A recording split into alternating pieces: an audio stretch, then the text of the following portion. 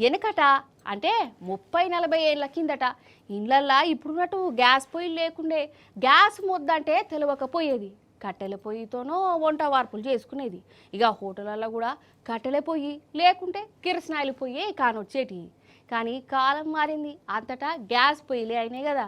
కానీ ఇప్పుడు మళ్ళా వెనకటి రోజులకు పోతున్నాం వల్ల మళ్ళా వంటల కోసం కట్టెల మూటలు మోసుకొచ్చే రోజులు వస్తానయా ఏంది అనిపిస్తున్నది. ఆగో ఇగో హోటళ్ళలో చూడురిగా కట్టె పొయ్యల మీద టిఫిన్లు బిర్యానీలు చేస్తాను.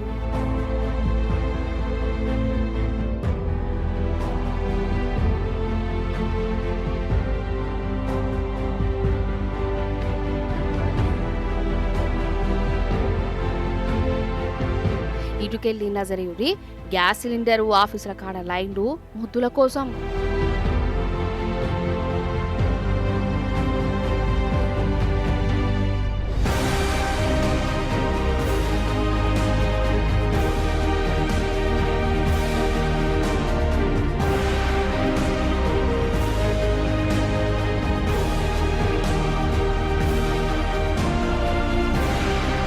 సినిమా సమాజైంది కదా, ఇక గ్యాస్కు కరువు వచ్చింది.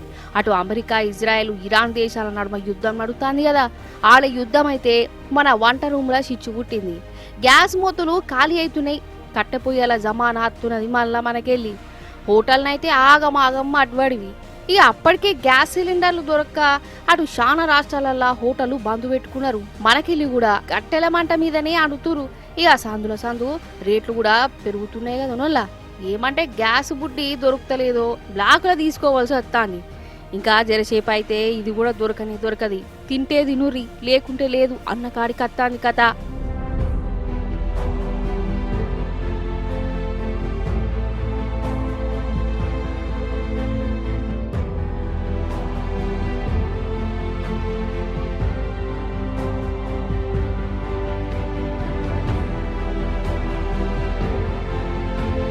ఇక గ్యాస్ను ఆదా చేసుడు ఎలా అన్న దాని మీద ఇప్పటికే ట్రైనింగ్లు కూడా నడుస్తాయి. ఇక ఇప్పుడు గ్యాస్ కంటే కూడా కరెంటు పొయ్యిలను ఎక్కువ వాడురని చెప్తున్నారు. హీటర్లు, ఓవెన్లు, గీవెన్లు ఉంటాయి కదా గవన్నట్టు. ఇక కూర చల్లగైందని మళ్ళా వేడి చేసుడు గిజండి చేయొద్దట.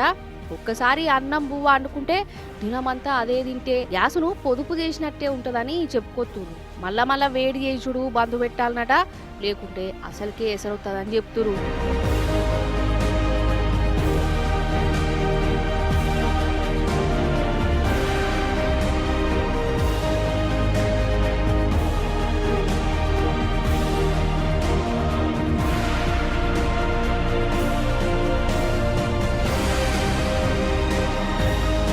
ఈ కాలమోలకు ఈ కట్టె పొయ్యలు ఎట్లా వాడాలనో తెలియదే ఉండాలే. కానీ ఇంట్లో ముసలోళ్ళు ఉంటారు కదా, వాళ్ళకు బాగా ఎరికే. వాళ్ళ ట్రైనింగులు తీసుకోవాలి.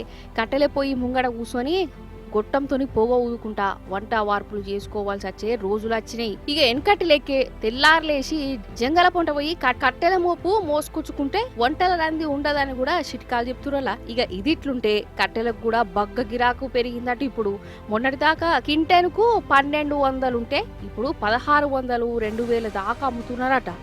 అసలే ఇది పెళ్లిళ్ళు, ఫంక్షన్ల కాలం. చూడు మనకి ఇప్పుడే గ్యాస్ కరువచ్చి కట్టెలకు డిమాండ్ పెరిగింది. ఇప్పుడు పెళ్లి చేసుడు కంటే కట్టెలు దొరుకుడే పెద్ద పని అవుతుందట.